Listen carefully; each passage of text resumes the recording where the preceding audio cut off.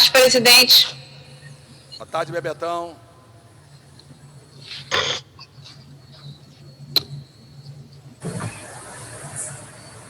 Deputado Átila Nunes. Estamos aqui, presidente. Ô, Valdec, só por curiosidade, eu sei, sem exagero, não sou negacionista, não, mas para que essa máscara aí para o monitor? É porque eu tava na rua, entrei no gabinete agora, acabei não tirando a máscara. Tá bom, porque também não exagera, né? Luiz Paulo. Oi. O Átila Nunes, a gente tem uma relação que é uma relação mesmo, cada vez tem. Eu fui vereador com a mãe dele, Bambina Butti. Depois eu fui vereador. Que eu conheci. Depois eu fui vereador com o filho dele, que agora já está na pátria espiritual, né? Eu estava de férias. Depois eu fui vereador com outro filho dele. Caramba. E fui deputado com ele. Quer dizer, não é pouca coisa, né? É muita Amigos, boa tarde, Rosenberg, boa tarde a todas e a todos. Vamos dar início. Boa tarde, presidente. E dizer ao Luiz Paulo que hoje será o último dia que ele vai cantar a ata do dia anterior, ou da sessão anterior, né, deputada Marta? Perfeitamente, presidente. Passarei o bastão com imenso prazer. Em muito boas mãos, presidente. Havendo número legal e sob a proteção de Deus, iniciamos os nossos trabalhos. Está aberta a primeira sessão extraordinária do dia 3 de dezembro de 2020, faltando 5 dias para o dia de Nossa Senhora da Conceição. Pela ordem, presidente. Presidência convida o deputado Luiz Paulo para fazer a leitura da ata da sessão anterior. Senhor presidente, faltando 24 horas para dia de Iansã, eu digo que a ata reflete com exatidão o ocorrido na 105ª sessão ordinária, que, iniciada às 17 horas e 35 minutos, encerrou-se às 18 horas e 15 minutos. Sé. Lida e aprovada a ata, passa-se a ordem do dia. Eu Átila ri. Deputado Eliomar, ao final, se for sobre a pauta agora, se não ao final da pauta, pode ser? Tá legal, pode, não tem nenhum problema. Ok. Anuncio, em regime de urgência, em discussão única, projeto de lei 529 de 2019, de autoria dos deputados Marta Rocha, Chicão Bulhões, Bruno Dauari, Subtenente Bernardo, Valdec Carneiro e Rosenberg Reis, que dispõe sobre a aplicação de medidas administrativas de prevenção e combate ao roubo, furto, recepção de cabos, fios metálicos, geradores, baterias, transformadores e placas metálicas no Estado do Rio de Janeiro, na forma que menciona. Parecer da Comissão de Constituição e Justiça pela constitucionalidade. Relator, deputado Carlos Mink. Pendente de pareceres das comissões de Economia, Indústria e Comércio, de Segurança Pública, Assunto de Polícia e de Orçamento, Finanças, Fiscalização Financeira e Controle. O nosso futuro secretário de Educação, pela Comissão de Economia, deputado Renan Ferreirinha. Deputado Renan Ferreirinha. Deputado Valdec Carneiro. Senhor presidente, eu sou um dos autores. Aí eu não posso perdão, é verdade. Sem problema. Deputado Chicão Bulhões. Deputado Chicão Bulhões. Deputado Elbert Rezende. Deputado Elbert Rezende. Deputado Sérgio Fernandes. A presidência convida o subtenente Bernardo a também é autor. Não vai poder, porque Vossa Excelência é autor do projeto. A presidência convida a deputada enfermeira Rejane para emitir parecer pela Comissão de Economia. Gente, eu sigo o parecer da CCJ. Pela Comissão de Segurança Pública e Assuntos de Polícia. Deputado delegado Carlos Augusto. Carlos Augusto. Deputado Coronel Salema.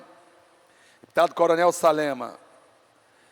Deputado Alexandre Freitas. Deputado Alexandre Freitas. Deputado Márcio Gualberto. A presidência convida Alexandre Freitas. Acompanha a CCJ, presidente. Pela Comissão de Orçamento, deputado Márcio Canela. Deputado Márcio Canela. Deputado Márcio Pacheco. Favorável, presidente. Os pareceres emitidos em discussão. Não havendo que queira discutir, encerrada a discussão, a presente proposta recebeu 4 emendas e retorna às comissões. Anuncio em regime de urgência em discussão única projeto de lei 1848/2020, de autoria do deputado Márcio Canela, que autoriza o Poder Executivo Estadual a proceder à outorga de permissão para uso de imóvel público dominical por instituição social sem fins lucrativos, voltado aos cuidados de cães, gatos e outros animais domésticos abandonados. Pareceres. Parecer da Comissão de Constituição e Justiça pela Constitucionalidade, relator deputado Rosenberg Reis. Pendente de pareceres das Comissões de Defesa e Proteção dos Animais e de Orçamento. Para emitir parecer pela Comissão de Defesa dos Animais, deputado Bebeto. Deputado Bebeto. Favorável, presidente. Ok. Pela Comissão de Orçamento, deputado Márcio Pacheco. Favorável, presidente. Os pareceres emitidos em discussão. Não havendo que queira discutir, encerrada a discussão, em votação, os senhores que aprovam permaneçam como estão. Aprovado, vai a autógrafo. Em tramitação ordinária, em votação, em segunda discussão, projeto de lei 1098 de 2011, de autoria do deputado Bebeto, que altera a lei 4.660, de 9 de dezembro de 2005, modificando o artigo 1º, bem como o parágrafo único do mesmo artigo. Pareceres às emendas de plenário das Comissões de Constituição e Justiça. Favorável às emendas número 1 e 2. Contrário à emenda 3. Defesa dos Direitos Humanos e Cidadania. Favorável às emendas 1 e 2 e contrário a 3. Relatores, deputados Luiz Paulo e Inês Pandeló. Presidência chama a atenção, senhores parlamentares. Vamos votar o parecer, as emendas 1 e 2 favorável e contrário a 3. Senhores que aprovam, permaneçam como estão. Aprovado. Em votação, projeto assim emendado. Senhores que aprovam, permaneçam como estão. Aprovado, vai a redação final. Nada mais a tratar na Questão de ordem, sessão presidente. ordinária. Presidência, antes de encerrar os trabalhos, concede a palavra ao deputado Eliomar, em seguida a deputada Mônica. Obrigada. Presidente, Marta Rocha, por favor, para dar um informe. Eliomar, palavra com Vossa Excelência. Senhor presidente, eu queria solicitar de Vossa Excelência a inclusão de um projeto. Já foi feita essa solicitação e não sei por que não está constando na ordem do dia desta semana. Então, eu queria ver a possibilidade de ser incluído na ordem do dia da semana que vem. É o projeto número 1803/2020. Deputada Mônica. Ok. Obrigada, presidente. Obrigada, presidente. Boa tarde. Eu não havia lhe dado boa tarde aos deputados e deputadas. É só para solicitar a Vossa Excelência para a inclusão de pauta de 2 projetos de nossa autoria para a próxima semana, o 2520 de 2020 e o 2521 de 2020. Já falamos já. Deputada Marta Rocha, por favor. Presidente, apenas para dar uma informação, na data de hoje, às 10 horas da manhã, nós realizamos aqui uma audiência pública com vários integrantes das organizações que atuam na área da saúde, com a presença da Defensoria, da Secretaria Estadual de Saúde, do Sindicato dos Médicos, e tratamos aí várias questões que, entre elas, o aumento dos casos da Covid, a questão da vacina, a questão da imunização como um todo, o planejamento da cidade para enfrentar as festas de fim de ano. E a audiência ela foi tão rica em questionamentos e em debate que nós suspendemos a audiência e vamos dar continuidade para que a Secretaria de Saúde possa responder a todos os questionamentos na próxima quinta-feira, às 10 horas da manhã, no dia 10 de dezembro. E eu quero aqui agradecer não só a presença dos integrantes da Comissão de Saúde, da deputada enfermeira Rejane, da deputada Mônica Francisco, mas também do deputado Luiz Paulo, deputado Valdec Carneiro e Flávio Serafini, que trouxeram outros questionamentos, entre eles a questão da retomada das aulas, o papel dos profissionais da área da educação, a articulação da secretaria com as demais secretarias de Estado e também a articulação no que se refere à regulação por parte do governo do Estado dos leitos disponíveis para a Covid. Então, agradecer a presença de todos e estamos retomando esse debate no próximo dia 10, às 10 horas da manhã. Muito obrigada. Ok. Agora sim, está encerrada a primeira sessão extraordinária. Havendo número legal sobre a proteção de Deus, iniciamos os nossos trabalhos. Está aberta a segunda sessão extraordinária do dia 3 de dezembro. A presidência convida o deputado Luiz Paulo para fazer a leitura da ata da sessão anterior. Senhor presidente, a ata reflete com exatidão o ocorrido na 326ª sessão extraordinária, que iniciada às 15 horas, encerrou-se às 15h08. Lida e aprovada a ata, passa-se a ordem da segunda sessão extraordinária. Anuncio, em regime de urgência, em votação e discussão única, projeto de lei 3112 de 2020, de autoria do deputado Valdeci da Saúde, que altera a lei 5.645 de 6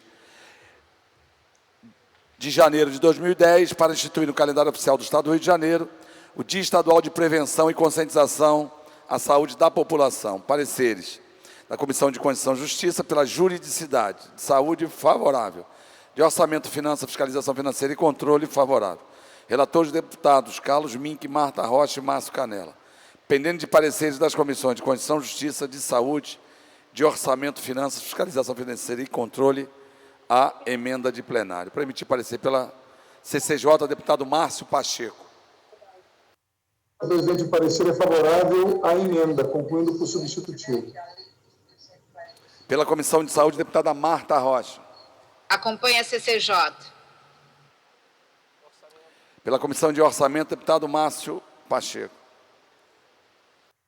Favorável, presidente. Questão de ordem, presidente.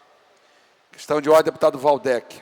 É só para fazer uma ponderação, presidente. A única emenda a esse projeto, deputado Bruno Dauaire, é para suprimir o parágrafo único do artigo 1º, porque o autor, além de propor essa data, no parágrafo único, ele propõe que, em comemoração à data, que aconteçam palestras em universidades, enfim, coisa, tá uma coisa boa.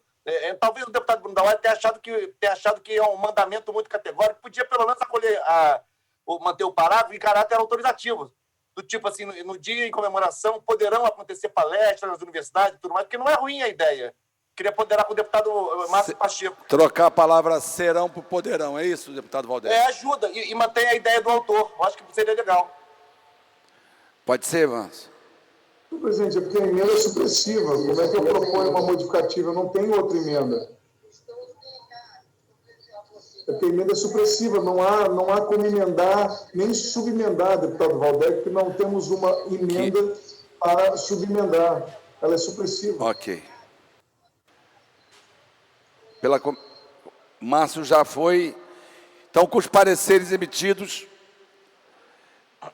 em votação, o substitutivo da CCJ, com forma final de redação que a presidência defere. Se os que aprovam permaneçam como estão, aprovado, vai ao autógrafo.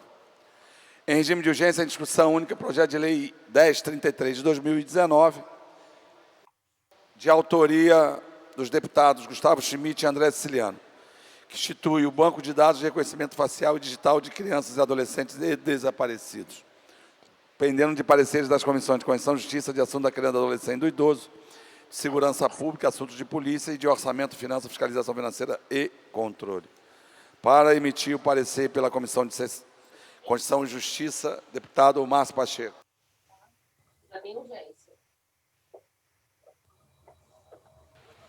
Parecer pela constitucionalidade, presidente. Pela Comissão de Assuntos da Criança, do Adolescente e do Idoso, deputada Rosane Félix.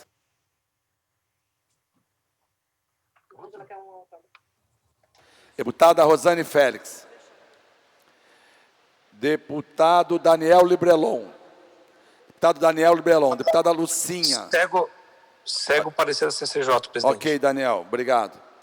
Pela Comissão de Segurança Pública e Assunto de Polícia, Deputado delegado Carlos Augusto.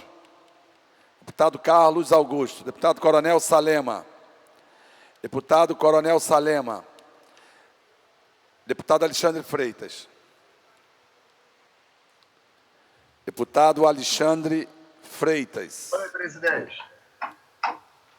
Perdão, qual PL que a gente está votando? Que a gente está... 1033. 1033, vamos lá. 10. Assim, é favorável, presidente. Pela Comissão de Orçamento, deputado Márcio Pacheco. Favorável, presidente. Com os pareceres emitidos em discussão.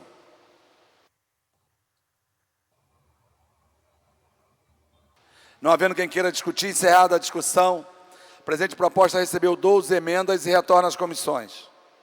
Anuncio em tramitação ordinária, em primeira discussão, projeto de lei 4511 de 18, de autoria do deputado Átila Nunes, que dispõe sobre a criação de programas de prevenção de saúde da doença de Gaucher, no âmbito do Estado do Rio de Janeiro. Pareceres da Comissão de Constituição e Justiça pela condicionalidade. Saúde, favorável.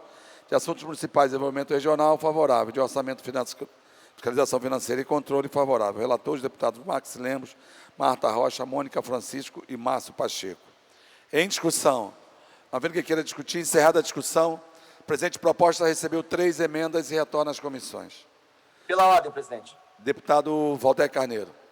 Só para solicitar a Vossa Excelência a possibilidade de incluir na pauta da semana que vem. Manda para mim pelo zap. Vou dizer a todos os interessados em relação à pauta. Quem faz a pauta é o presidente. Não significa que pediu urgência que vai votar, não significa que pediu para votar que vai votar. A gente faz uma pauta plural, e nunca deixei de botar nenhum projeto. E a gente tem que analisar, porque tem projetos hoje que pode ter dificuldade por conta do regime de recuperação. Fora isso, não tem nenhuma dificuldade com o presidente. Tá Perfeito. Bom?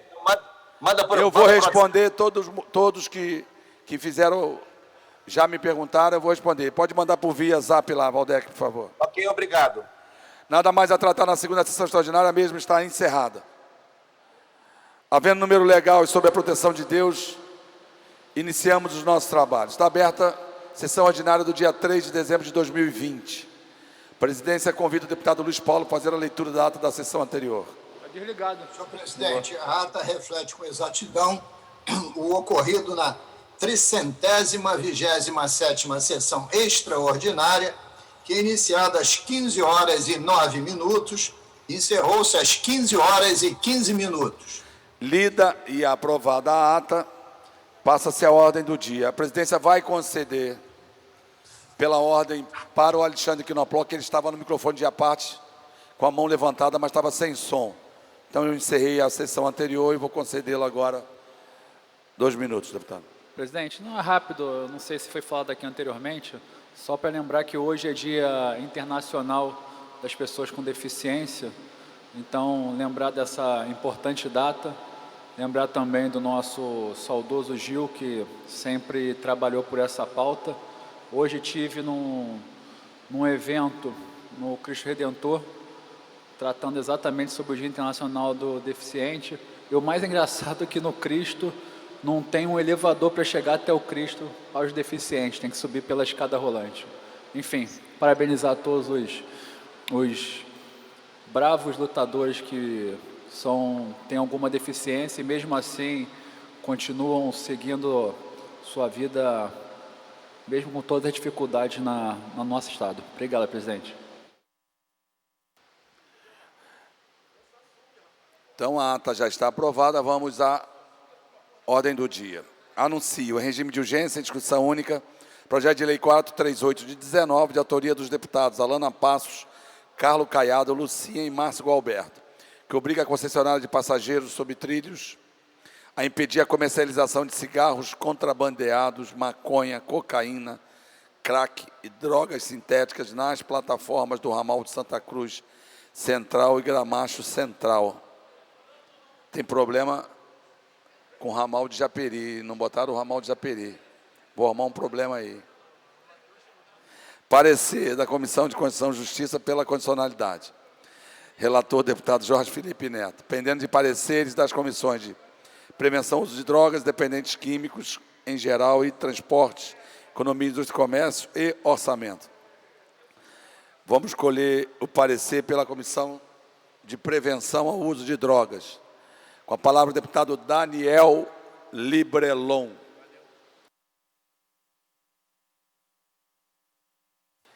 Segue parecido da CCJ, presidente.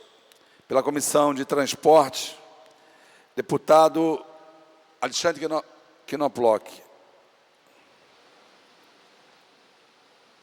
Tinha que englobar todas as estações. Presidente, eu vou fazer um parecer aqui com emenda, englobando todas as estações da Supervia e também Metro Rio. Obrigado, presidente. Ok. Parabéns. Salvou o nosso querido ramal 33. Como dizia o velho samba, imagina quem vem lá de Japeri. Presidente Em cima André, da eu já hora. tinha emendado nesse sentido, hein? Hein? Eu já tinha emendado nesse sentido para salvar a sua Japeri, entre outras. É. Eu vi esse desfile, hein? 71 está dizendo o Chiquinho aqui.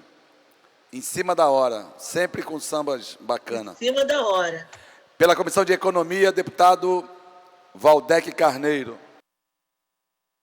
Senhor presidente, sem prejuízo das emendas que foram apresentadas, o parecer da comissão é favorável.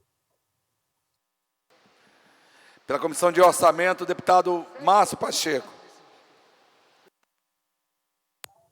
Favorável, presidente. Os pareceres emitidos em discussão. Não havendo quem queira discutir, encerrada. Para discutir, Para presidente. discutir, o deputado Flávio Serafim. Senhor presidente, deputados, deputadas, esse é um projeto que acho que nos instiga a necessidade de debater alguns pontos muito importantes para a segurança pública. O projeto, concretamente, ele coloca uma obrigatoriedade da concessionária de transporte assumir a responsabilidade de reprimir o tráfico de entorpecentes em alguns dos seus ramais. Acho que os pareceres apresentados pelo deputado Alexandre Knoploch, parece que presente também emendas do deputado Valdec, corrige uma primeira questão que nos chama a atenção, que era criar uma obrigatoriedade somente em alguns ramais, né, que era algo que evidentemente criaria uma situação peculiar. Mas tem um debate de fundo que eu queria dialogar com os autores, que eu não tenho dúvida que o que motiva esse projeto é provavelmente o diagnóstico empírico que esses deputados devem ter feito de que há comércio de produtos contrabandeados, de entorpecentes, nesses ramais que o projeto contempla. Mas a saída apresentada por esses deputados de criar essa obrigatoriedade pela concessionária é uma saída que me gera muita preocupação e que eu, sinceramente, acho muito difícil que seja um bom caminho para resolver esse problema. A gente já teve, algum tempo atrás, uma polícia ferroviária, né, que tinha responsabilidade de fazer esse tipo de policiamento. Temos ainda hoje, né, uma polícia rodoviária federal, a polícia militar atuando nas rodovias. E acho que a gente tem que debater a questão da segurança como um todo nos transportes coletivos, em especial no transporte de trem, pela característica que ele tem e pelas dificuldades que ele apresenta para que você tenha um policiamento ao longo das linhas e dos ramais. Agora, a saída que o projeto apresenta, me parece que tem todo um potencial de gerar uma série de problemas, né? De ser efetivo e pode acabar abrindo espaço para não resolver o problema que o projeto se propõe e abrir espaço para que condutas de seguranças privados contratados por uma concessionária pública de transporte possam trazer problema. Talvez o objetivo principal do projeto seja forçar a concessionária a estabelecer um convênio com o governo do Estado nos moldes do PROEIS. Mas eu também tenho dúvida se um projeto de lei é o melhor caminho para fazer isso. Então, a sugestão né, que eu faria, os deputados, o projeto está emendado, né, alguns deputados, o deputado Valdec já falou que emendou, a bancada do pessoal também emendou, é que, na verdade, chamasse uma audiência pública sobre a questão da segurança nos trens, para debater com profundidade esse tema, envolvendo a Comissão de Transportes, envolvendo a Comissão de Segurança Pública, envolvendo a comissão que trata do uso abusivo de drogas, que eu acho que isso pode ajudar a buscar um caminho melhor para enfrentar a questão da segurança pública nos trens do que pela via legislativa, diretamente falando, aprovando uma lei, a gente consiga trazer de contribuição. Esse projeto em questão me causou muita preocupação, do que ele pode acabar conseguindo gerar, embora tenha um objetivo naturalmente importante de pensar a segurança pública em ramais, né, que enfrentam problemáticas nesse sentido. Senhor presidente, queria discutir também, senhor presidente. Deputado Luiz Paulo. Senhor presidente, eu tive a oportunidade de, na semana passada, conversar muito sobre esse projeto de lei com uma das autoras, a deputada Lucinha, que vive muito intensamente essa realidade, que não é uma realidade teórica, é do mundo prático. Isto que qualquer composição ferroviária se destine ou se origine de qualquer uma das estações, estão sempre eivadas dessas vendas de tóxicos e outros produtos inaceitáveis. Esse é o dado de realidade concreto. E quem anda de trem sabe disso.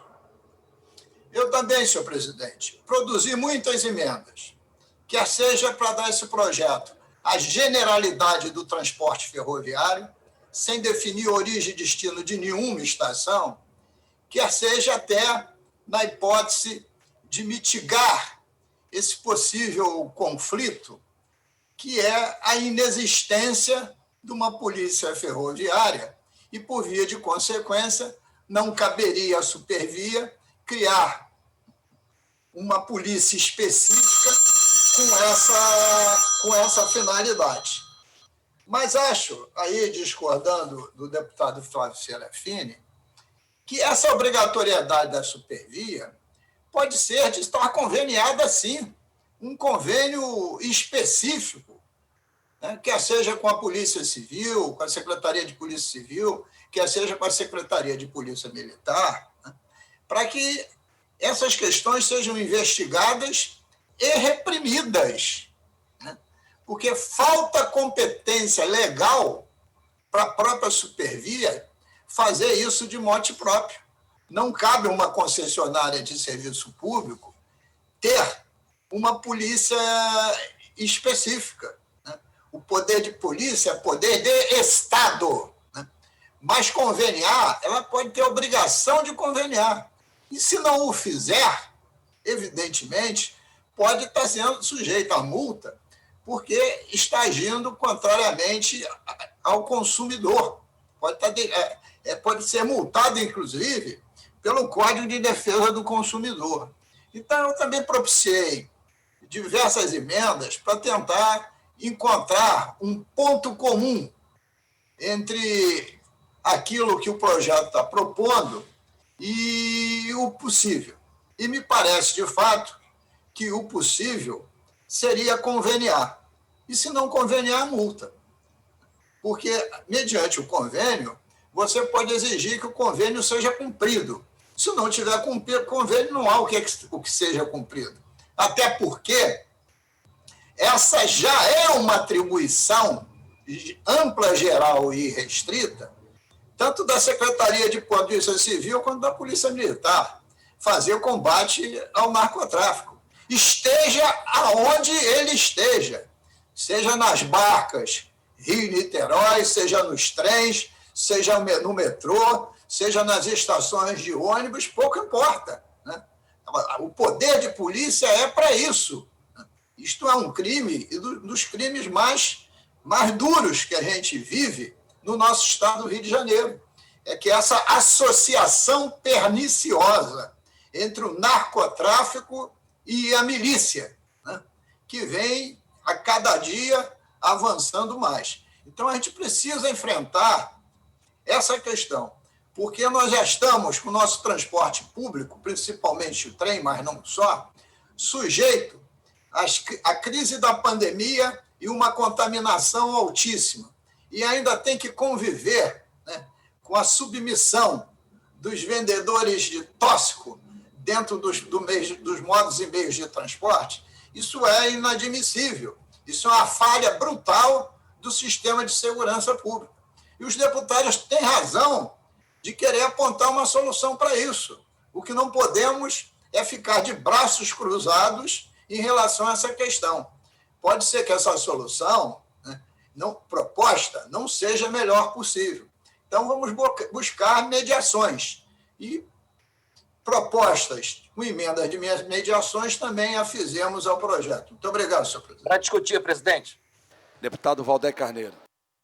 Senhor presidente, eu quero participar da discussão, seria até breve, mas eu me lembro que quando nós fizemos aquela inspeção, partindo da estação de Santa Cruz para a Central do Brasil, deputado Dionísio Lins, deputada Lucinha e eu, além de nossas assessorias e do presidente da AGETRANSP, para tratar daquela questão da supressão da linha expressa Santa Cruz Central,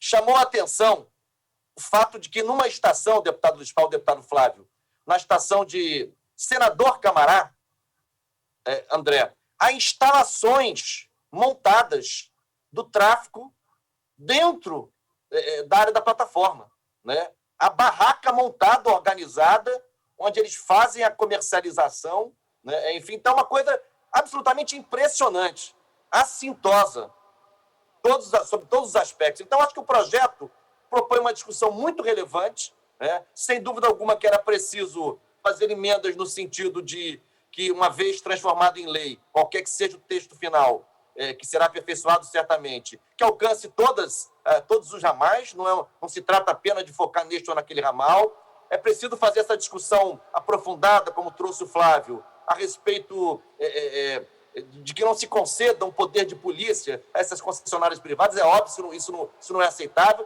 Portanto, parece que o caminho de um instrumento de convênio, de cooperação com o Poder Executivo pode apontar soluções nesse sentido. Nós estamos falando aí, inclusive pode ser aprofundado esse debate, de aproveitar para, digamos, de alguma maneira, organizar e credenciar, formalizar o comércio legal que pode ser realizado em estações, às vezes dentro das composições, enfim. Então, acho que o projeto abre um veio de discussão muito importante, mas eu tenho certeza, eu não conversei com a deputada Lucinha, como fez o deputado Luiz Paulo, mas eu tenho certeza que uma das fontes de inspiração é essa situação vergonhosa, ofensiva a todos nós, do tráfico organizar uma estrutura para, na estação de Senador Camará, fazer o seu comércio de forma organizada. Deputado Valdec. Pois não. Excelência me concede uma parte? Mas é claro. Não, eu acho que o deputado Luiz Paulo dialogou bem com as minhas preocupações. É que é isso, o parágrafo 1º fala da obrigatoriedade da concessionária cumprir esse papel. O 2º fala da possibilidade de fazer esse convênio. Eu acho que isso tem que ser arredondado, porque, obviamente, é uma preocupação, quando você dá a obrigatoriedade da concessionária, dela assumir um papel de polícia que não lhe caberia. Exatamente. Além disso, eu acho que esse formato dos convênios, como o PROEIS, eles trazem uma preocupação, porque a polícia acaba sendo contratada, no caso de uma concessionária pública, por uma instituição privada. Ela é uma concessionária que presta um serviço público, mas é uma instituição privada. Então, você vai ter polícia. O PROEIS, ele tem um pouco essa situação. Então, assim, reconhecendo o mérito, né, como eu coloquei, da preocupação, né, dos autores com essa situação da segurança pública nas linhas, a gente tem que pensar um melhor formato. Porque eu acredito que já seja competência das nossas polícias ter esse exercício. Se tem algum tipo de constrangimento, porque a concessionária é a gestora privada do local, me parece que esse entrave que tem que ser enfrentado. Agora, me preocupa tanto a possibilidade de dar poder de polícia à concessionária, quanto convênios onde a instituição privada, de alguma forma, coordena a ação policial. Então, essa é a minha preocupação. Agradeço o deputado Valdec à parte. Não, 30 segundos para concluir, deputado André, porque, na verdade, tem que ser levado em conta, assim, quanto à questão da concessionária ter poder de polícia, acho que aqui temos consenso que não é possível. Mas, primeiro, essa área das estações ferroviárias são áreas públicas, sob concessão privada, mas são áreas públicas. E, além disso, há também uma questão de relevantíssimo interesse público que está em jogo. É por isso que eu acho que pode ter um caminho para que se estabeleça um convênio envolvendo o poder executivo, o poder público. De qualquer maneira, é uma provocação muito relevante, sobre um tema relevante, e a Assembleia tem certeza que será capaz de melhorar esse texto e transformá-lo em lei. Ok. Para discutir, o deputado Paulo Teixeira, que vai discutir do microfone de parte. Senhor presidente, essa questão do comércio de cigarros contrabandeados, eu também sou usuário dos trens da Supervia, agora reduzi um pouco, mas eu sempre utilizei os trens, e não somente cigarros contrabandeados são vendidos ali. Eu já vi caixas e caixas de produtos de supermercados sendo vendidos nesses trens da Supervia a preço de bananas. Um exemplo, vai vender 5 sabonetes a R$3, por exemplo. Vai vender frios dentro do trem, queijo, iogurte. Então, isso aí é produto de origem ilícita. Então, cabe sim, eu entendo que cabe ao poder público a intervenção nesse caso, porque, lamentavelmente, esses produtos de origem ilícita são vendidos normalmente dentro dos trens e nas plataformas também. Como eu disse, eu fiquei horrorizado, o camarada estava vendendo lá sabonete, que eu não vou dizer a marca aqui, 5 sabonetes por R$3. E marca boa. É o Shopping Móvel. É o Shopping Móvel. E o que acontece? Pagodinho. Isso. E outros produtos frios, que até fazem mal para a saúde, porque a gente não sabe quanto tempo aquele material estava fora da geladeira. E, lamentavelmente, é vendido. A gente flagra isso aí dentro das estações de trem e dentro das composições também. Então, eu entendo que o poder público tem, sim, mesmo sendo um espaço sob concessão, tem uma forma de atuar para justamente coibir isso, porque senão vira uma terra de ninguém, um espaço ali que todo mundo pode fazer qualquer coisa e fica por isso mesmo. Então, são só essas minhas palavras. Aqui o projeto atém-se muito à questão dos produtos ilícitos, contrabandeados, cigarros e drogas, mas há outros produtos utilizados por todos nós diariamente, são vendidos a preço de qualquer coisa.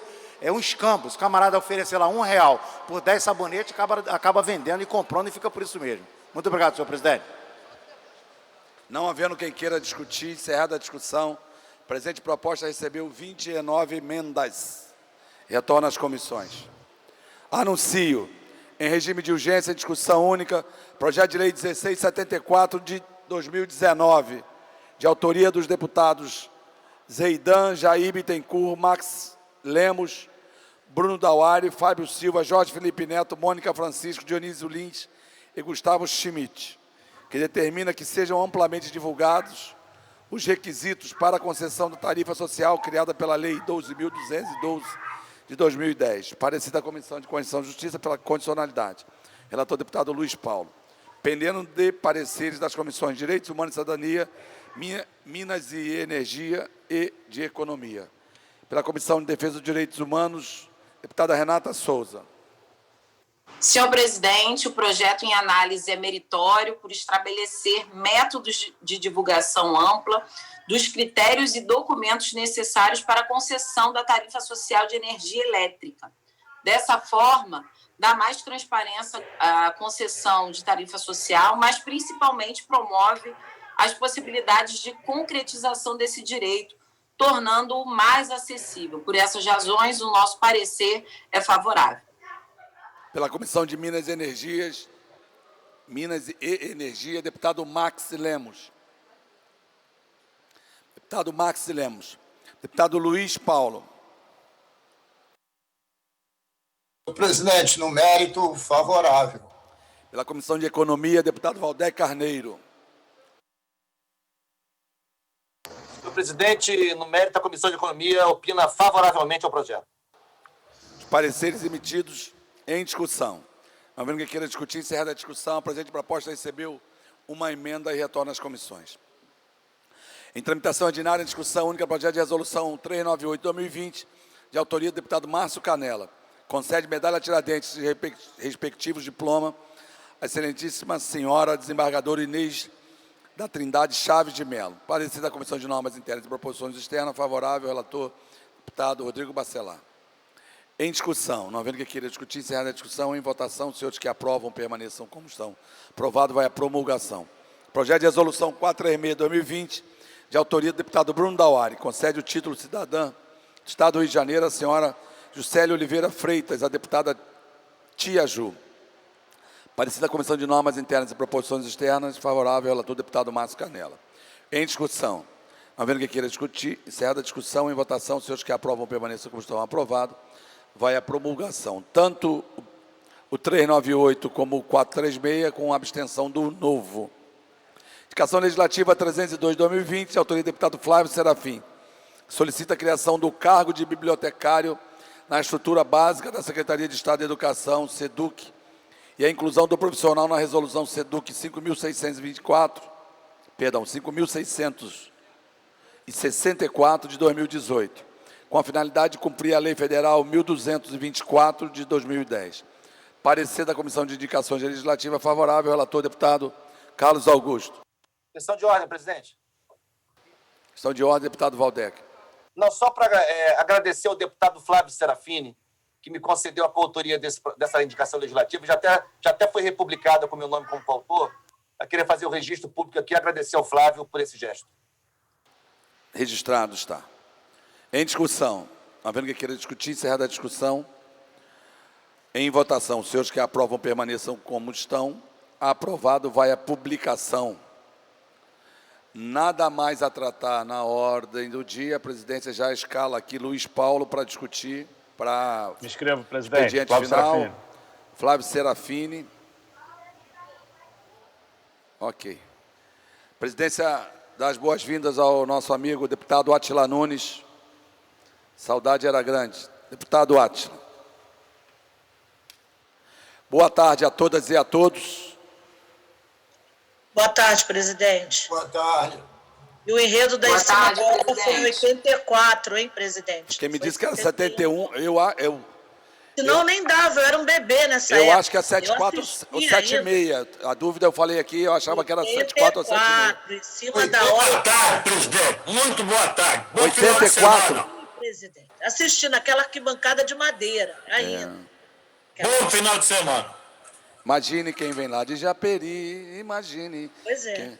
Olha a moça Isso é de bom, chita qualquer hora a gente canta ele junto, pra não presidente. Pode deixar. ver o tempo passar, esquecendo da tristeza quando o trem avariar. Quando o trem avariar. E na viagem tem jogo de ronda, tem dama e xadrez. É isso aí. Que maravilha! Tira onda Muito de bom. artista no famoso 33.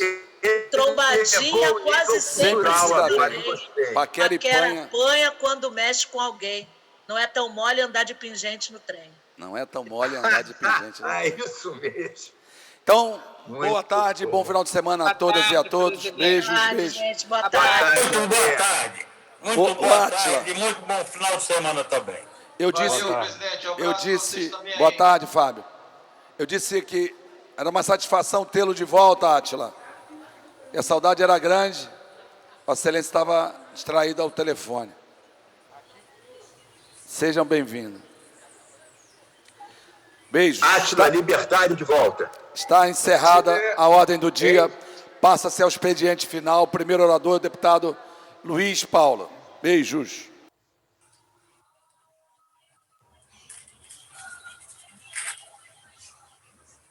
Estou aguardando a troca do presidente. Assumindo agora a direção a presidência do expediente final, capitão Paulo Teixeira, concedo a palavra ao deputado Luiz Paulo Corrêa da Rocha. Vossa Excelência dispõe de 10 minutos regimentais. Muito obrigado, presidente, capitão Paulo Teixeira, presidente em exercício. Eu queria voltar a um tema que tanto eu e o Waldeck discutimos no dia de ontem. Ele mais especificamente, eu de uma forma mais geral, porque estava discutindo a questão específica do projeto de lei das águas pluviais serem reaproveitadas, as águas pluviais serem reaproveitadas e a água cinza também. Mas vou voltar ao tema, porque eu queria discutir uma questão, um drama que nós estamos vivendo hoje, que é o drama da falta d'água. Talvez tenhamos mais de 1 milhão de pessoas, 1 milhão de pessoas com problemas de abastecimento d'água. E por quê?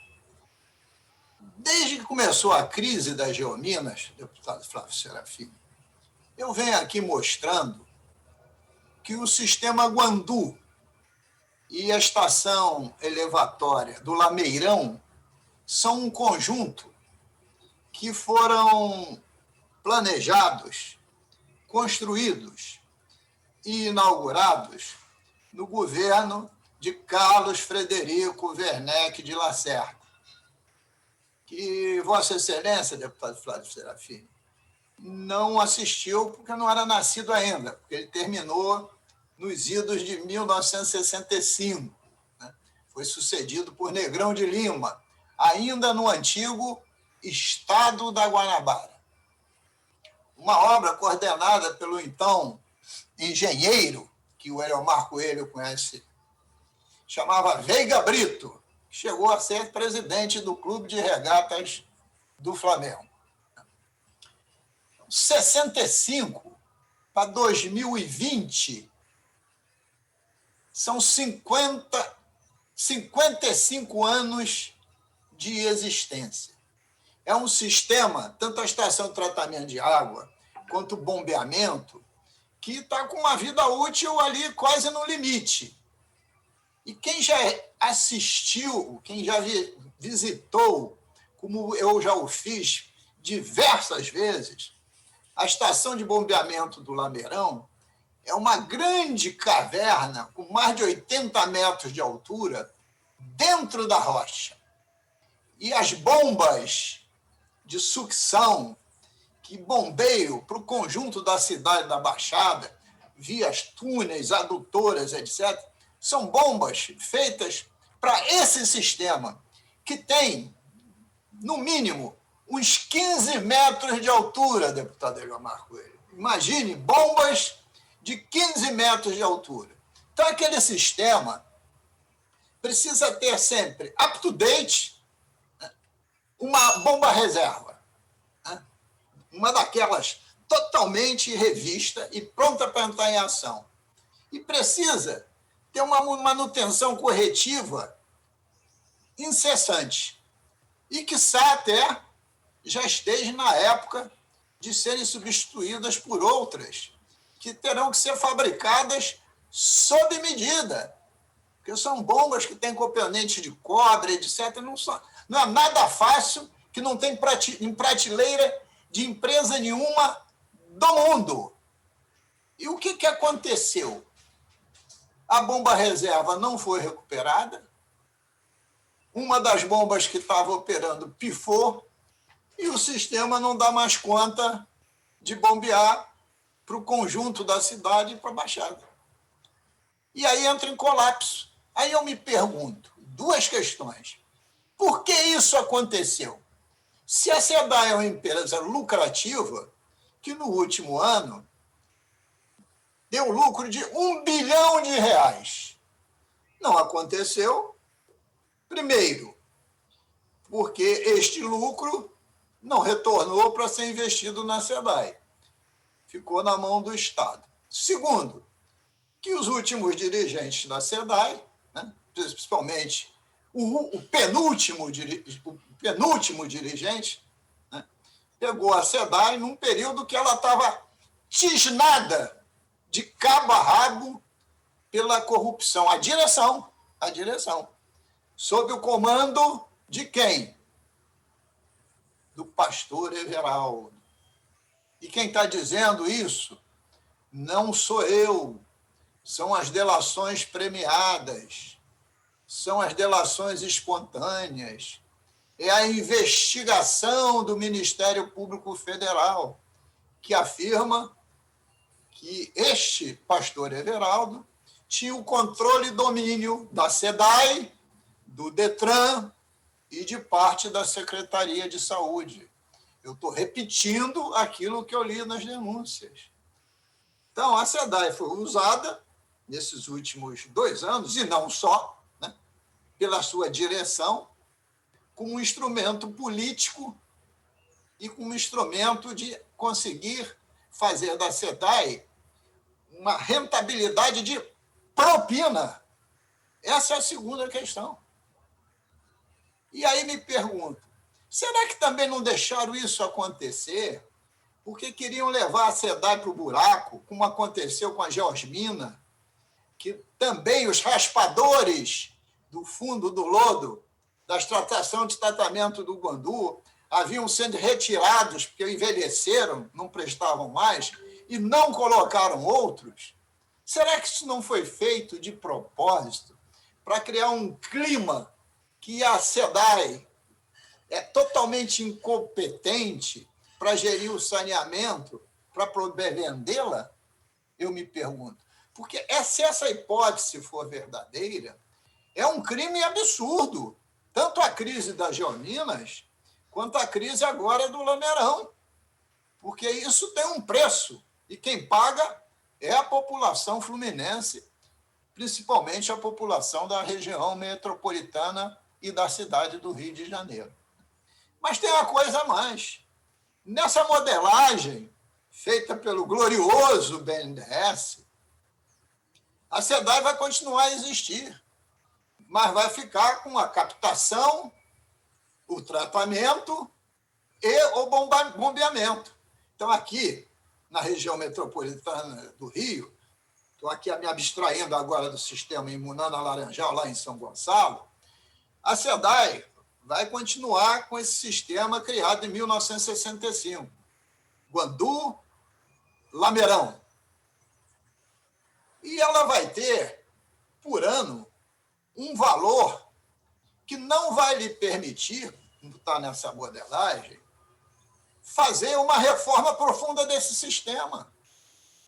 Então, vai caber ao Estado, se o sistema colapsar, como está mostrando em 2020, já 2 vezes, no início do ano com as Geominas e agora com o Lameirão, se esse sistema colapsar, quem é que vai botar dinheiro lá? O Tesouro. Não é iniciativa privada, não.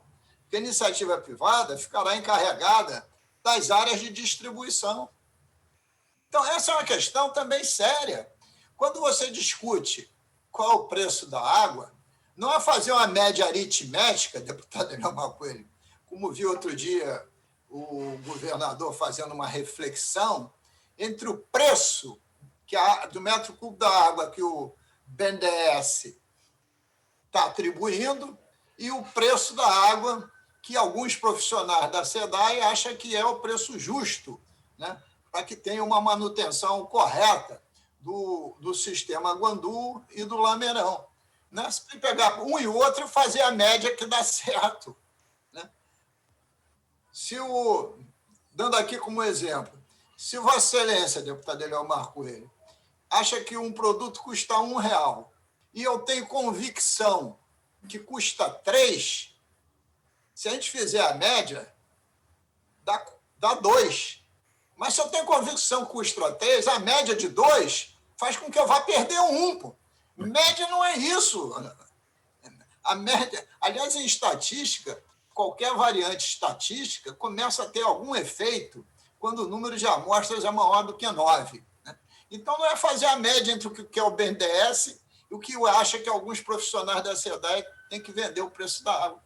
Então, essa crise tem uma seriedade muito grande. Eu vejo com desconfiança. E por que eu vejo com desconfiança? Porque eu tenho lido quase diariamente tudo o que aconteceu de denúncia, de delação, né, nesse ano de 2020 por causa da crise da saúde. E chega também na SEDAI, não é só na SEDAI, não, mas chega lá. Mas não é para o conjunto dos funcionários, não. É na cúpula dirigente. Na cúpula dirigente. Então, eu queria que também se refletisse sobre esse tema. porque é muito fácil. A cúpula dirigente mete a mão, rouba, aí diz assim, mas ela é incompetente, a SEDAI é incompetente. A SEDAI é uma instituição não é competente ou incompetente. Competente ou incompetente são os seus gestores. E não tem gestão que possa ser competente se a cúpula dirigente não o for. E, pelo menos, não sei que essa cúpula dirigente seja bem intencionada e não como estava mal intencionada. Então, eu queria alertar sobre isso, porque senão a gente fica discutindo a bomba do Lameirão e não se discute o que tem atrás dela.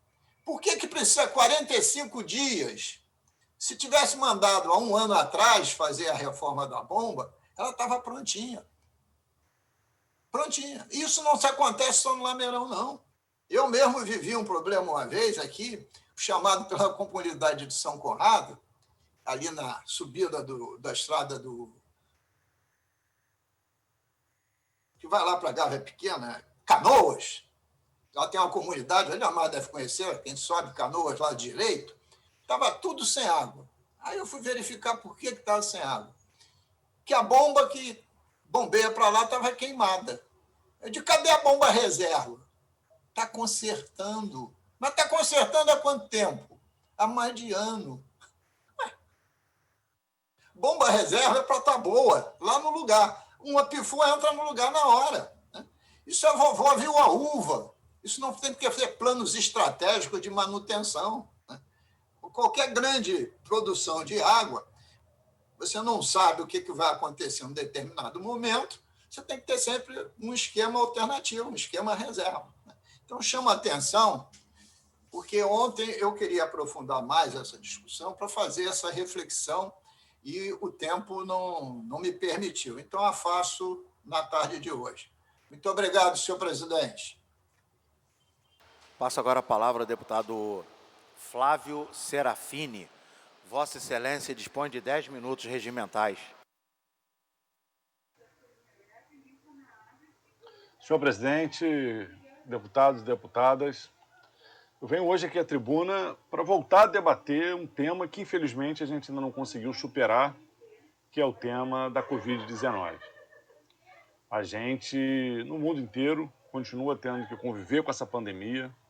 Estamos vendo alguns avanços nas pesquisas por vacina que já vão concluindo ou se aproximando da conclusão da fase 3 dos testes clínicos, mas que, infelizmente, a maioria delas ainda não concluíram completamente esses testes e ainda não estão disponibilizados para toda a população.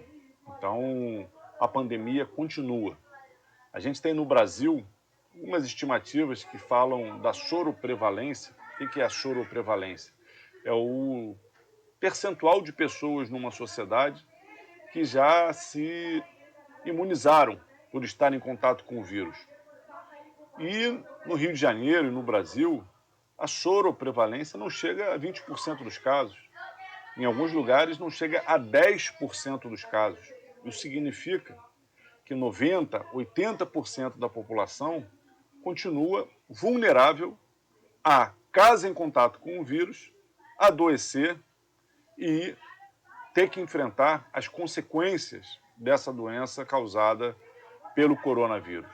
Isso significa que 80%, 90% da população ainda podem, inclusive, vir a óbito, aumentando a possibilidade de morte se a pessoa faz parte dos grupos de risco, se é idosa, se é hipertensa, se tem problemas respiratórios, se tem diabetes. Então é importante a gente enfrentar esse problema com a característica que ele tem. Todos nós estamos cansados, desde março, estarmos enfrentando essa pandemia, tendo que praticar isolamento social, tendo que usar máscaras, tendo que ter cuidados redobrados com a higiene. Mas o nosso cansaço e a vontade que o vírus acabe não faz com que eles acabem. Infelizmente, o vírus continua aí e a gente assiste a um crescimento de casos no estado do Rio de Janeiro, no Brasil e, especialmente, na região leste fluminense, região onde eu moro, que envolve aqui o município de Niterói, São Gonçalo, Itaboraí e Maricá. E a gente tem que fazer esse debate. Hoje, realizamos uma audiência pública na Comissão de Saúde aqui dessa casa, presidida pela deputada Marta Rocha, e é importante debater alguns aspectos dessa situação. Primeiro, é importante destacar, a gente continua convivendo com cerca de 3.400 casos por dia e 80 mortes no estado do Rio de Janeiro. Chegamos a estar num patamar muito mais baixo, com menos de 2.000 novos casos por dia, com menos de 50, 40 mortes por dia, e agora estamos novamente nesse patamar de 3.400 casos e 80 mortes. É um número alto, é um número que mostra como esse vírus continua se multiplicando e continua matando. A Fiocruz e o Comitê Científico que atende a Prefeitura do Rio de Janeiro aconselharam a necessidade de medidas de restrição do convívio social e de aumento do isolamento. Não tem condições que, com a permanência das aglomerações, com o aprofundamento das aglomerações, com o aumento da temperatura agora, com a proximidade do verão, se não houver uma restrição ao convívio social, nós vamos ter nova disparada dos casos que se encontram numa curva ascendente. E aí, o que o discurso bolsonarista provoca é desinformação e é uma politização do tema absolutamente inadequada. É evidente que ninguém quer ter que parar, ninguém quer ter que restringir, ninguém quer ter que limitar as atividades econômicas. Mas se os números da pandemia mostram que é necessário, a gente tem que fazer esses esforços. Nós estamos nos aproximando agora das festas de final de ano. Se não houver uma campanha de conscientização da população, do cuidado que tem que ser tomado dessa data, de evitar aglomerações, de evitar encontros familiares muito numerosos, muita gente vai morrer. Se a gente, antes das festas de final de ano, se a gente agora, nesse início do mês de dezembro, não limitar o convívio social, muitos de nós vão se infectar e vão levar o vírus para as festas de final de ano, onde estão presentes pessoas idosas, pessoas do grupo de risco, e a gente vai viver um surto de contaminação dentro das famílias. Isso é absolutamente inaceitável. É urgente que o governo do estado e os municípios pactuem novas medidas de isolamento, fiscalização, testagem. Está sendo anunciado pelo governo do estado um aumento da testagem, isso é fundamental, tem que se efetivar na ponta, em parceria com os municípios. O Ministério da Saúde está deixando milhões de testes que já deveriam estar sendo usados numa estratégia de vigilância ativa, de controle da doença. O Ministério da Saúde está deixando estragar, porque o governo de Jair Bolsonaro não tem um mínimo de responsabilidade e de competência para lidar com a gravidade dessa pandemia. Mas é fundamental que o governo do estado não se acovarde. É fundamental que o senhor Cláudio Castro enfrente a gravidade e, se necessário, tome medidas restritivas. Fazer isso de forma coordenada, de forma transparente, pode fazer, inclusive, com que as medidas restritivas sejam mais brandas, afetem menos os setores econômicos, afetem menos a vida e o cotidiano das pessoas. Mas, para isso, tem que ter transparência, tem que ter ação coordenada. Então, eu quero cobrar uma resposta do senhor Cláudio Castro, uma resposta do prefeito Marcelo Crivella, uma resposta do prefeito de Niterói, Rodrigo Neves, ao aumento nos índices que a gente está convivendo. Esse aumento de índices tem que ser acompanhado de medidas para conter a aceleração na proliferação do vírus. E aí muitas situações nos preocupam. Em primeiro lugar, o acesso à vacina. O Ministério da Saúde, o governo federal tem feito lambança na condução do processo das vacinas. A Fiocruz, corretamente, junto com o Ministério da Saúde, verificou que a vacina de Oxford era, alguns meses atrás, a que vinha com um processo mais adiantado de produção. Se associaram. Vamos ter acesso prioritário a essa vacina, vamos poder produzi-la no Brasil. Isso vai ser muito importante para garantir a imunização de toda a população. Mas, nesse momento, parece que outras vacinas se encontram no estágio mais acelerado. E para iniciar o processo de imunização, que não vai ser um processo imediato, não vai durar poucas semanas ou poucos meses, vai durar provavelmente o ano de 2021 inteiro, E quanto mais rápido começar, mais importante para salvar vidas e para retomar a normalidade da vida, né, sempre mediada pelo convívio com esse vírus, é muito importante que a gente tenha acesso às vacinas que forem produzidas mais rápido. E, ao que parece, a vacina Coronavac, que vem sendo produzida por um laboratório chinês em conjunto com o Butantan, é a que nesse momento se encontra no estágio mais acelerado. É fundamental que no momento em que o Ministério da Saúde foi desautorizado pelo presidente Jair Bolsonaro para investir nesse caminho em conjunto com o Instituto Butantan, o governo do estado do Rio de Janeiro tenha proatividade, procure o governo de São Paulo, procure o Instituto Butantan e busque fazer uma parceria. Divergência política e ideológica não pode estar à frente do salvamento de vidas e da garantia da saúde da população. Investir na vacina é fundamental para salvar vidas. Investir na vacina é fundamental para que a gente possa manter convívio social com mais segurança.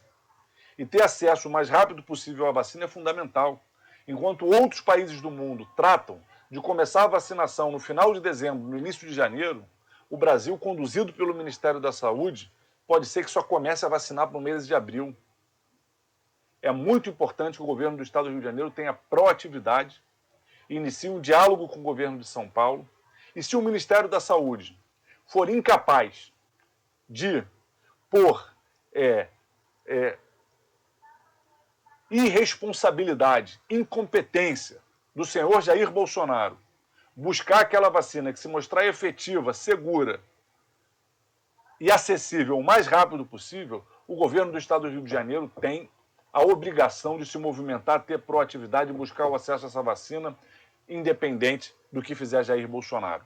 É claro que essa vacina tem que ser aprovada pela Anvisa, que andou criando constrangimento desnecessário para as testagens do Coronavac aqui no Brasil, mas esse acesso tem que ser garantido. Então, o primeiro ponto é que eu pedi ao presidente dessa casa, deputado André Siciliano, que na semana que vem coloque em pauta o meu projeto de lei que autoriza o governo do estado do Rio de Janeiro a firmar convênio com outras unidades da federação, buscando produzir e acessar vacinas seguras que estejam disponíveis. Seja Coronavac, seja qualquer outra.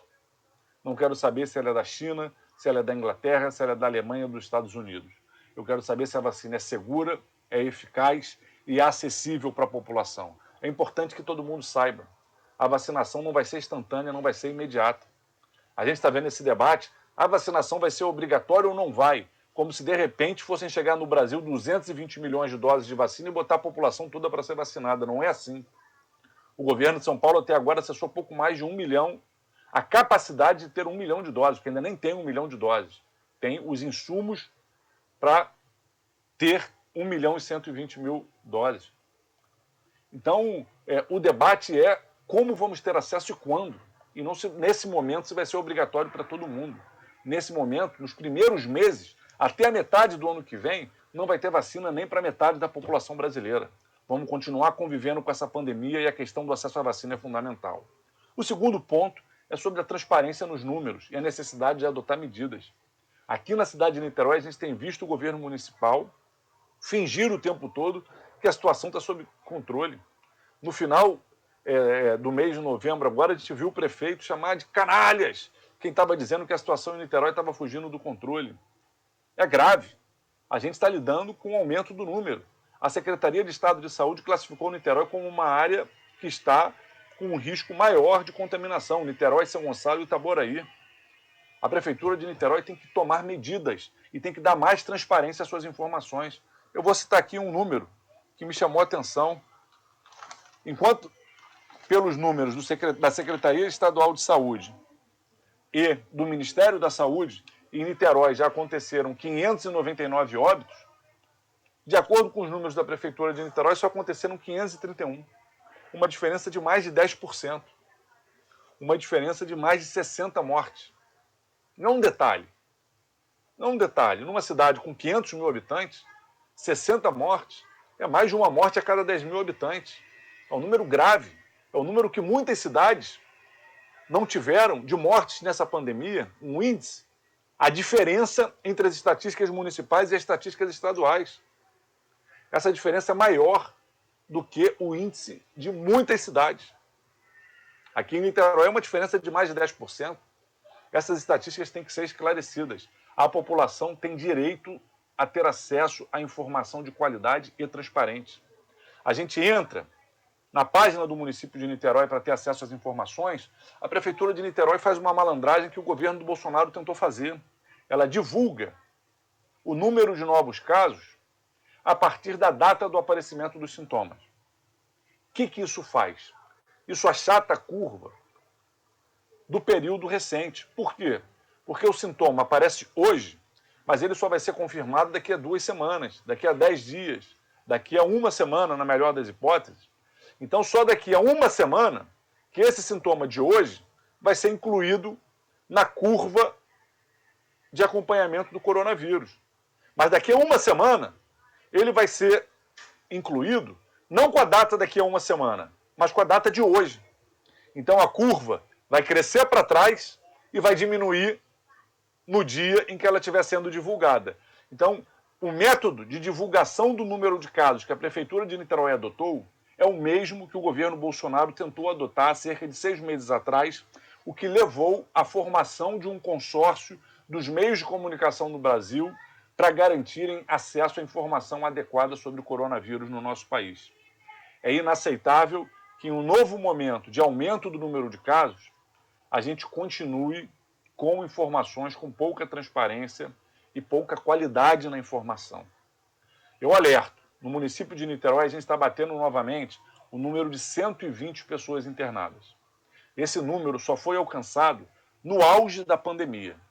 Então, quem acha que a situação está tranquila, quem acha que pode seguir a vida normal, saiba que a gente está em um número muito próximo de internações ao que foi no auge da pandemia.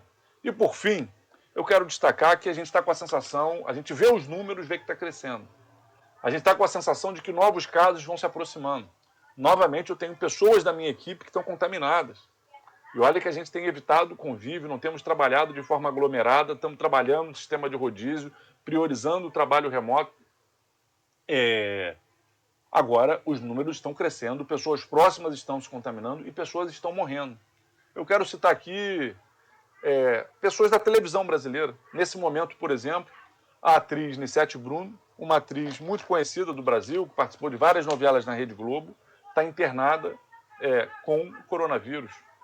O ator Eduardo Galvão, que não é idoso, tem 58 anos, está em UTI, entubado com coronavírus, não é idoso, porque um dos discursos bolsonaristas é dizer só mata idoso, como se a vida do idoso valesse menos, ou como se o idoso, como se uma pessoa que não é idosa não pudesse levar o vírus ao idoso.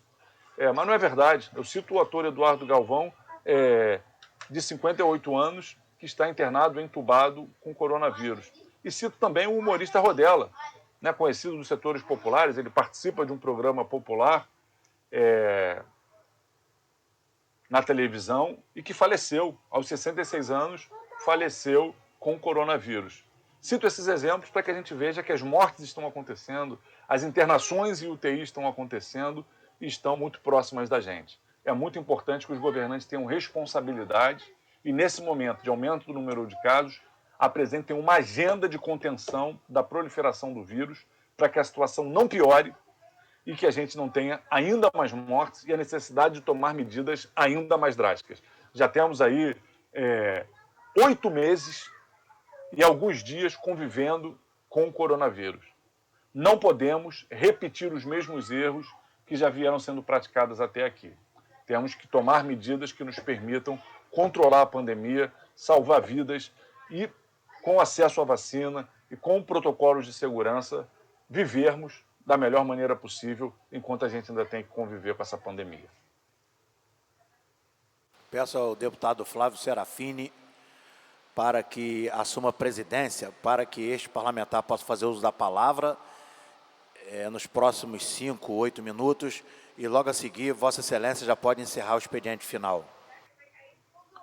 Está ótimo, obrigado.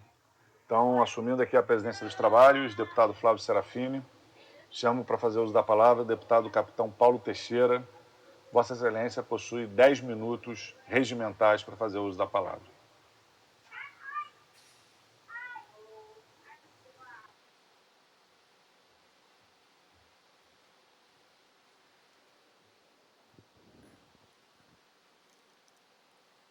Senhor presidente e demais parlamentares que nos ouvem, nos assistem pela TV Alerj ou pelo link do YouTube, e também aqueles que nos assistem pelas redes sociais. A todos aqueles telespectadores, neste momento eu venho a esta tribuna para falar de um fato que vem ocorrendo no Brasil e que não vem ganhando repercussão nacional, como outras vezes outros fatos idênticos ganharam forte repercussão nacional. Uma mulher de origem da raça negra foi eleita prefeita da cidade de Bauru, uma das maiores cidades do interior de São Paulo.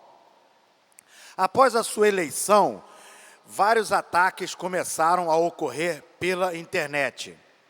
Não houve reação alguma da sociedade em forma de discussão, da imprensa, dos grupos que dizem defender as mulheres, daqueles grupos que dizem defender os negros, daqueles grupos que dizem defender as pessoas que realmente são oriundas das classes mais pobres da sociedade. Ninguém se manifestou Brasil afora. E eu explico por que não houve esse envolvimento da sociedade Brasil afora, e dos grupos, dos debates mais acalorados ou não. Por quê? Porque a prefeita que foi eleita em Bauru, mesmo sendo mulher de origem da raça negra, ela, diante de todos esses ataques, não encontrou amparo algum por parte dos grupos já citados por mim, simplesmente por quê? Porque ela é evangélica e conservadora. Pelo contrário, senhor presidente, vários discursos do tipo, como pode eleger uma evangélica e conservadora para comandar uma das maiores cidades do interior de São Paulo? Como pode uma mulher defender o patriarcado? Como pode essa mulher de cor e evangélica comandar uma grande cidade no interior de São Paulo? Ataques violentos como este vêm ocorrendo contra esta jovem senhora que foi eleita prefeita da cidade de Bauru, no interior de São Paulo. Então, senhor presidente, é com muito lamento que eu venho comentar este assunto, porque é um assunto que muito nos incomoda. Porque se esta jovem senhora, ela não fosse evangélica, ela não fosse talvez católica, ela não fosse conservadora e sofresse os mesmos ataques a estas horas, uma verdadeira discussão estaria ocorrendo no Brasil. Grandes debates estariam tomando conta das universidades, das casas legislativas, das organizações, da imprensa, dos analistas e outros comentaristas, porque uma mulher negra está sendo vilipendiada porque é negra, mulher de origem pobre e assumiu, e vai assumir, melhor dizendo, a prefeitura de uma grande cidade. Então, nenhum desses debates, senhor presidente, tem sido motivo de acalorados assuntos, acalorados debates daqueles que muitas vezes nós vemos até sair fogo da boca das pessoas em defesa ali das suas bandeiras, em defesa da sua filosofia, em defesa dos seus princípios. Por que esses debates morrem justamente nesta hora, senhor presidente? Porque é uma negra, mas é evangélica, é conservadora, é defensora dos princípios cristãos. Então, eu uso este microfone aqui nesta casa, senhor presidente, para mais uma vez denunciar que quando levanta-se o debate sobre intolerância religiosa, eu fico muito com o pé atrás. Por quê? Porque os grupos religiosos evangélicos e outras vertentes cristãs são vilipendiados e achincalhados e não se faz tanto debate acalorado em relação à intolerância religiosa como quando outros grupos religiosos sofrem os ataques. Debates acalorados ocorrem quando negros que não são cristãos sofrem todo tipo de ataque.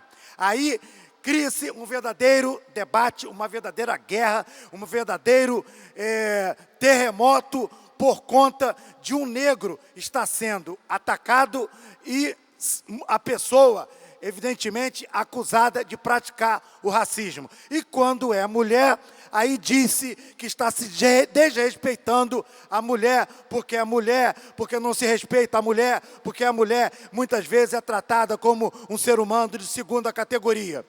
Então, senhor presidente, não concordo com esse tipo de debate. Todos devem ser tratados de forma igual. Eu, como evangélico, ao perceber que um terreiro de Umbanda, um centro espírita, foi apedrejado por algum desvairado da religião evangélica que talvez tenha cometido esse absurdo, senhor presidente, eu seria o primeiro a subir aqui neste púlpito para repudiar essa atitude desta pessoa, porque não foi isso que Jesus Cristo ensinou. Então, senhor presidente, para finalizar as minhas palavras, eu digo que eu cheguei aqui nesta casa prometendo defender a família, prometendo defender o ser humano, independente da cor da sua pele, independente de ser homem ou mulher, independente da sua classe social, independente de ser intelectual ou analfabeto, independente de onde ele mora. Prometi chegar aqui, defender todos os seres humanos, porque assim penso eu, que todos devem ser tratados de forma igual e eu rechaço qualquer separação dentro da sociedade, separada por grupos, héteros contra homossexuais, homens contra mulheres, patrões contra empregados, ricos contra pobres e assim sucessivamente. Entendo que todos devem ser tratados de forma igual, independente da religião que professa, independente de qualquer filosofia que possa defender. Senhor presidente, jamais abandonarei este meu discurso, jamais baixarei a cabeça toda vez que perceber que atos brutais como este venham ocorrer no seio da sociedade, seja contra quem quer que for. Se eu perceber que um líder de uma religião de origem africana estiver sofrendo ataque e aquela pessoa que partiu para o ataque se diz pertencer a uma igreja evangélica ou alguma outra vertente cristã, tenham certeza que da mesma forma que eu repudio os ataques aos evangélicos, estarei aqui repudiando o ataque às pessoas de outras religiões. Como disse anteriormente, não foi isto que Jesus Cristo ensinou. Ele disse, amai-vos uns aos outros. E a melhor forma de você conquistar o outro é justamente através da sua atitude, através do amor, através do convencimento e através da palavra, e não através da violência. São estas as minhas palavras, são estas as minhas manifestações. Encerro aqui o meu discurso, senhor presidente, e muito obrigado.